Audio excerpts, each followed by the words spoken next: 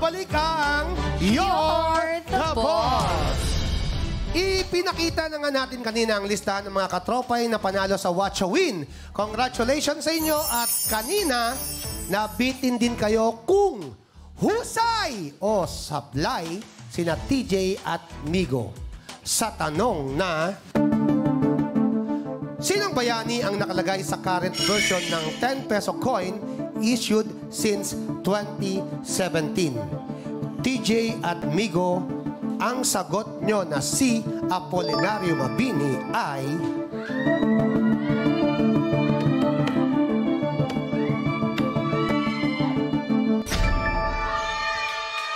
Husay!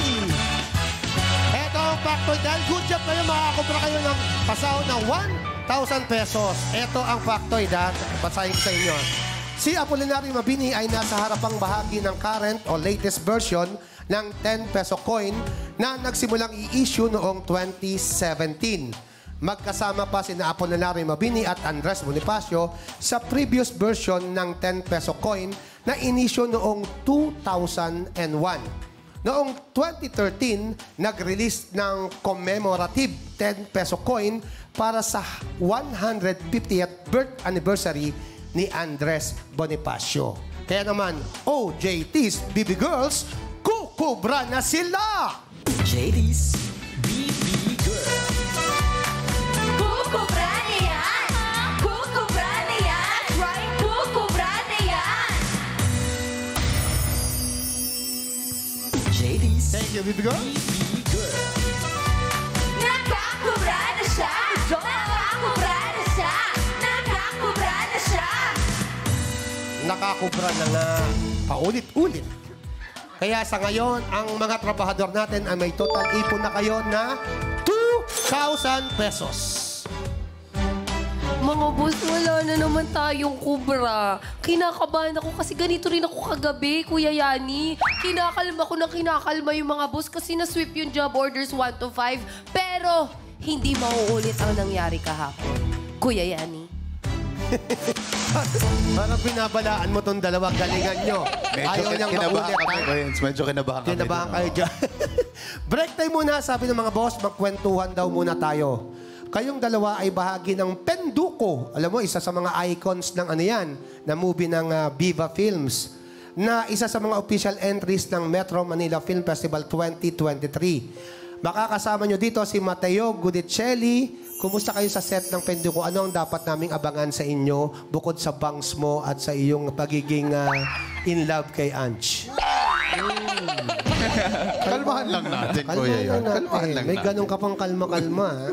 Ano nga ba ang dapat abangan sa inyo sa Penduko? Ikaw muna. Marami po kayong dapat abangan dahil ito po yung panibagong Penduko na hindi po natin, kasi nakasanayan po natin is sobrang nakwela na Penduko, which is ito po more action, mas pampamilya, and for sure, hindi niyo po pagsisisihan kapag napanood niyo po talaga itong Penduko na ito. Oo, tama si Yes, Migo that's kasi ang right. unang Penduko, naging Penduko nung huli si Jano Gibbs. Yes po. Kaya may comedy. Opo. Eto puro action. Ngayon, ibang ano siya eh. Matt Evans naman dito Matt sa Evans ABS, no? Ibang mundo siya. Maganda po yung pagkakasulat sa yung pagkakagawa ni Direk Jason Paul Lacsamana doon sa pelikula. So, dapat Wow, abangan niyo po siya talaga. Jason Lacsamana pala ito. Yes, magandang graphics, magandang storya. Fight scenes, no? Yung fight scenes kakaiba. Matindi po siya. So, Dapat niyo maganda po siya lahat ng sinabi mo. Ba't nandun ka? Yun yung malaking tanong, Kuya. Yun sa'yo. Kasi magaling ka. Yun. Thank you po. Magaling to si TJ. Matagal ko nakilala to. Magaling yan! Alam mo bang magbibita pa dapat to sa sitcom sa Ano nangyari na? Hindi natuloy yung pagbibita mo doon, ha? At mamaya, mapapanood natin ang official trailer ng Penduko. Abangan niyo po yan. Pero TJ and Migo, balik trabaho muna tayo. Humanda na ulit. Work para sa pasahod ng work. 2,000 pesos. Para sa job order number 3. TJ,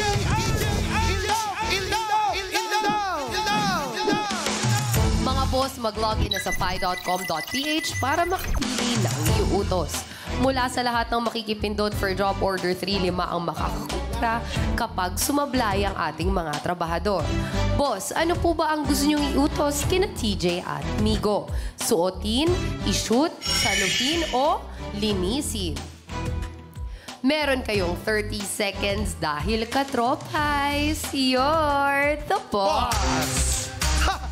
Wala nasabi ko yun. Napahabol ako doon, ha? Nahabol siguro yan. Sa anong utos kaya kayo madadalian?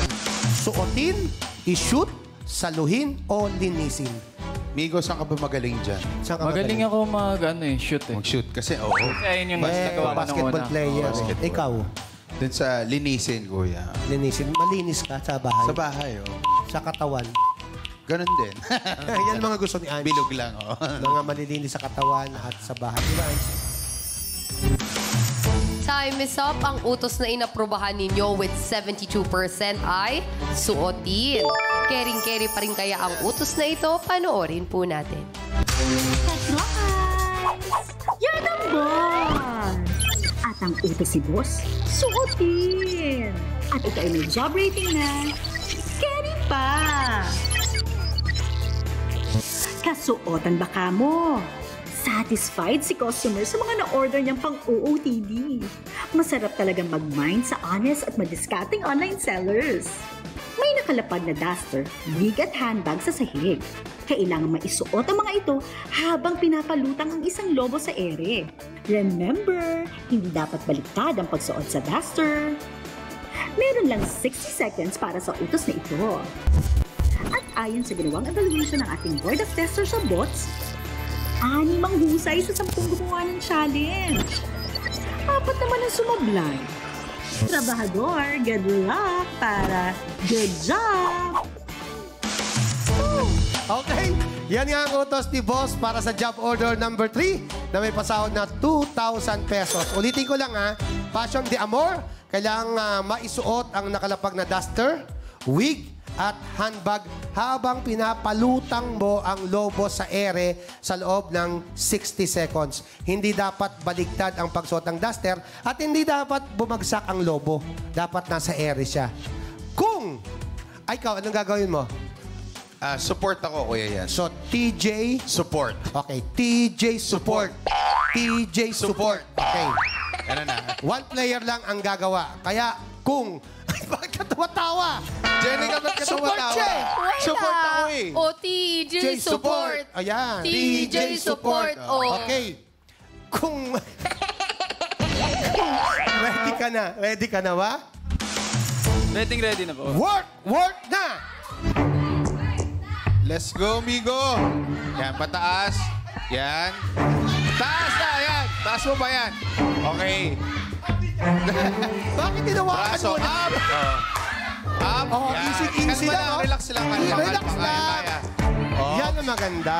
Parang wait lang. Tama ba yan? Yan, oh, relax lang siya. Up. Basketball Taas. player talaga to. Wait, 39 kaya, seconds. taas mo yan. 37 Basketball player to. seconds.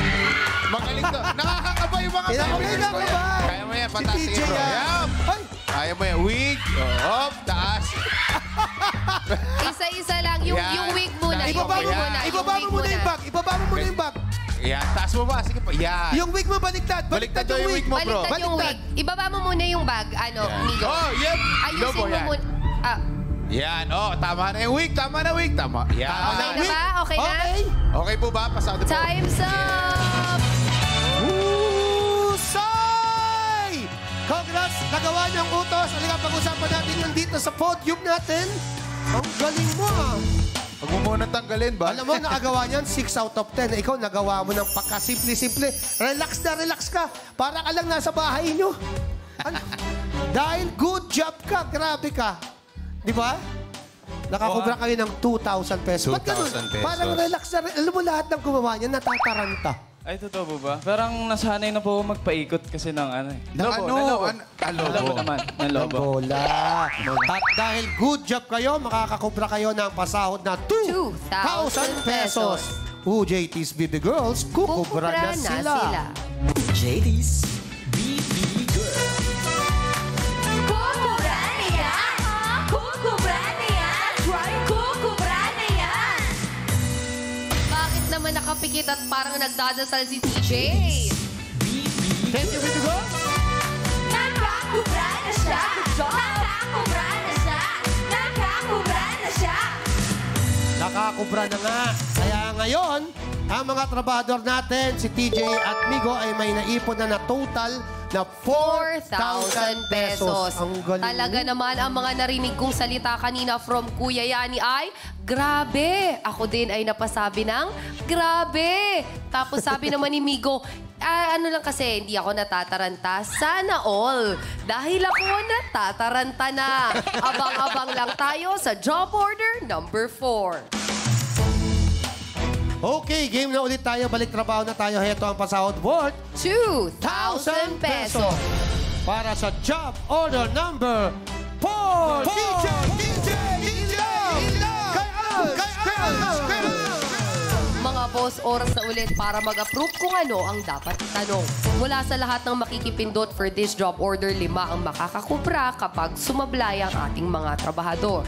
Boss, ano po ba ang gusto niyong itanong kina TJ at Migo? Music or Monster? Meron kayong 30 seconds para pumili dahil katropais, you're the boss! Yan, eto na. Si Migo ay singer-songwriter. Mas masasagot nyo ba ang music o dun kayo sa Monster dahil marami nito sa movie nyo? Ano gusto nyo? Siguro music na lang talaga kasi... Ano ba yung isa, Kuya Yani? Monster yung Monster. isa. Oo, Monster. Doon kasi sa pelikula niya, Penduko, puro mga monsters. Oo. Mga masasagupa kasi tayo doon ng mga... Ano. Marami talaga. Mga monster. Oo. Dapat music ka. No? Mas... Mukhang hindi music yung bibili sa atin. Nako, Monster. Alam nila kasi. Alam nila musician ka. At ayun nga mga katropay, sinisilip nila ang pinili ninyo.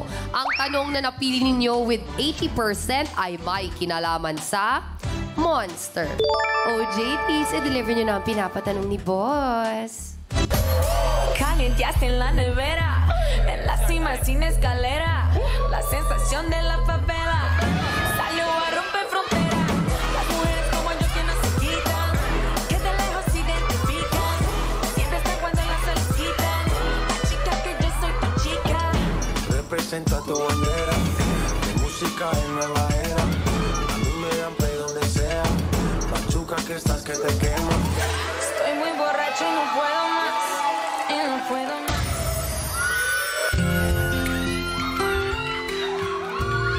Ayan. Buhay na buhay si TJ. Sumayaw pa. Natulak lang po ako.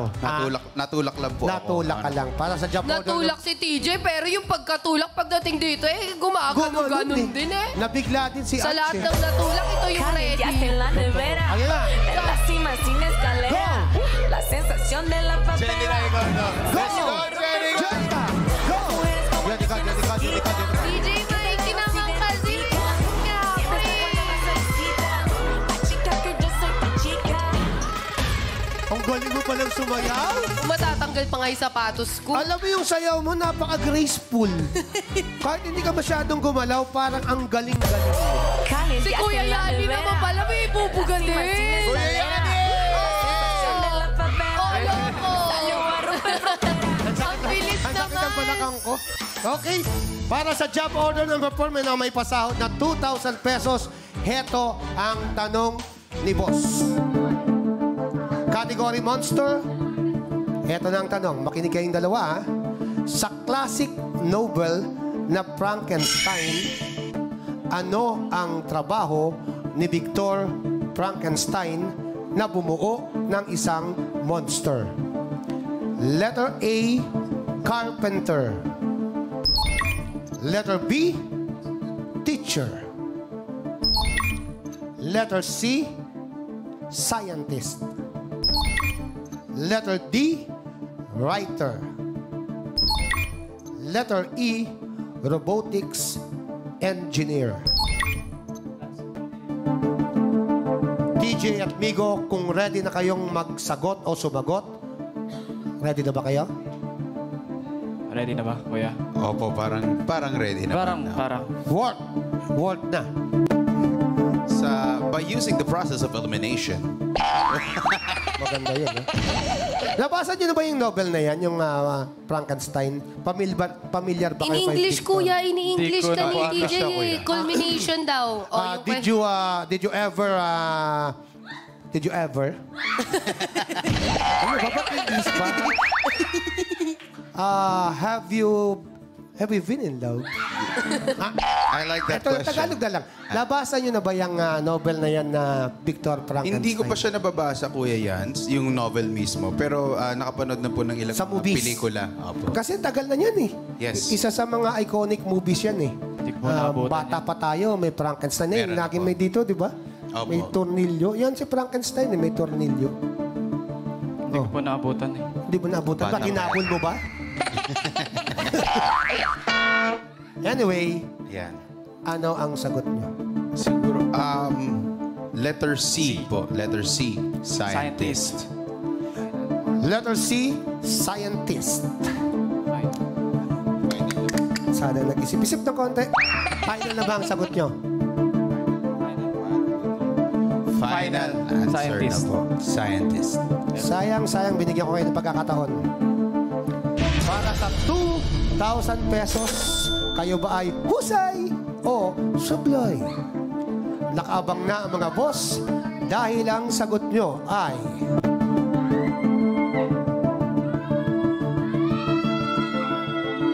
Malalaman natin sa pagbabalik ng You're the Boss!